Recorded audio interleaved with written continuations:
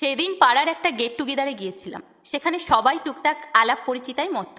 হঠাৎ ঘোষ কাকিমা মিত্তির কাকিমাকে বলে উঠলেন, এই রেবতীদি, তোমার শাড়িটা কি সুন্দর গো, খুব দামি না?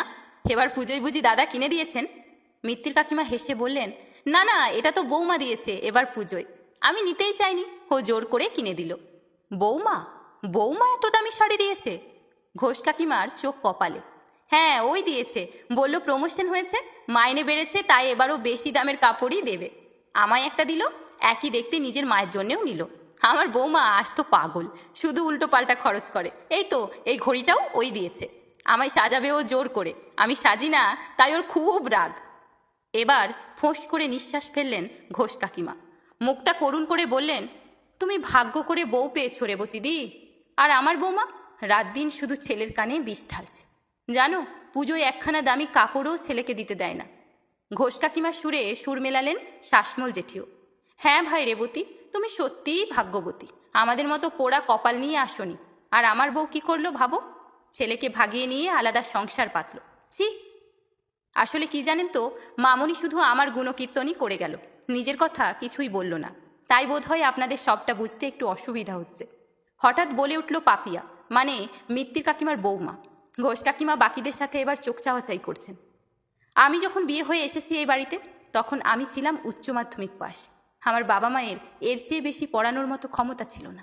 শ্বশুর ভাসুর এমনকি বড় চেয়েছিল বিয়ের পর ওই উচ্চ মাধ্যমিক পাশ বৌমা সংসারকেই ধ্যান জ্ঞান করে নেয়। কিন্তু আমার ভীষণ ইচ্ছা ছিল আরও পড়ার, চাকরি করার। মামনি মানে আমার শাশুড়ি কিভাবে যেন জেনে গিয়েছিল আমার ইচ্ছেটা। বাড়ির সকলের সাথে অনেক যুদ্ধ করে নিজের দায়িত্বে উনি পড়িয়েছিলেন আমায়। আমার হায়ার স্টাডিজ হোক কি আমার চাকরি, আমার কোনো স্বপ্নটাই সত্যি হতো না যদি না আমার মামনি আমায় সাপোর্ট করত। একটু থামলো পাপিয়া। ঘোষ কাকিমার দিকে তাকিয়ে মুচকি হেসে বলল, তা কাকিমা, রেনু মানে আপনার বৌমার মুখে শুনেছি আপনি নাকি ওর নাচ ছাড়িয়ে দিয়েছেন দায়িত্ব নিয়ে, যে নাচ একসময় ওর প্রাণ ছিল। একটু ঢোক গিললেন ঘোষ কাকিমা।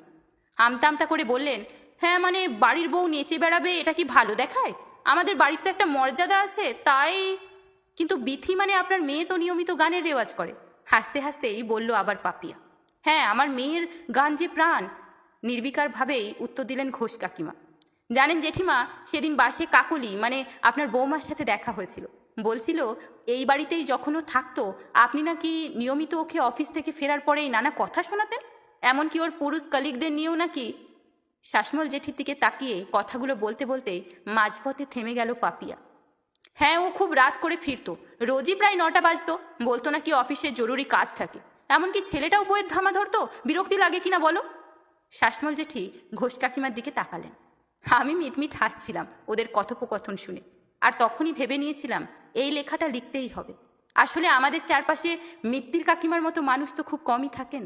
বেশিরভাগ জনই শাসমল জেঠি বা ঘোষ কাকিমার মতো মানসিকতার মানুষ, যারা নিজের ছেলের সাথে বিয়ে হয়ে আসা মেয়েটিকে সাপোর্ট করা তো দূর, উপযুক্ত সম্মানটুকুও দিয়ে উঠতে পারেন না।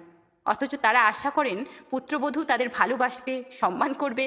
এরা মিত্তির কাকিমাদের মতো মানুষদের বৌমা ভাগ্যকে ঈর্ষা করতে পারেন, কিন্তু ওনাদের মতো করে পুত্রবধূদের পাশে দাঁড়ানোর কথা ভুল করেও ভাবতে পারেন না। আরে ऐसे कैसे চলেগা কাকিমা, আপনি ছেলের সাথে বিয়ে হয়ে আসা প্রাণীটিকে মানুষই ভাবতে পারবেন না, অথচ সে আপনাকে সম্মান বা ভালোবাসা দেবে? তা তো হয় না। সম্মান হোক বা ভালোবাসা, সব কিছুই হয় দ্বিপাক্ষিক, একতরফা কোনো কিছুই হয় না। ভালোবাসা দিলে তবেই তা ফেরত পাওয়া যায়। কাজেই বাড়িতে বিয়ে হয়ে আসা মেয়েটাকে আপনি যদি আপন করে নিতে পারেন, তবেই তো আপনিও ভালোবাসা প্রত্যাশা করতে পারবেন, তাই না? কিন্তু যদি আপনি ভাবেন ছেলের বউ মানে সে লাথির যোগ্য, তবে আপনার কপালেও কিন্তু ঝাঁটাই জুটবে, এটা নিশ্চিত থাকুন। তাই চিন্তাধারা একটু বদলে দেখুন। বৌমাকে মেয়ে না হয় নাই ভাবলেন, কিন্তু একটু বন্ধু ভেবে দেখুন না। বন্ধুত্বের বদলে কিন্তু বন্ধুত্বই পাওয়া যায়।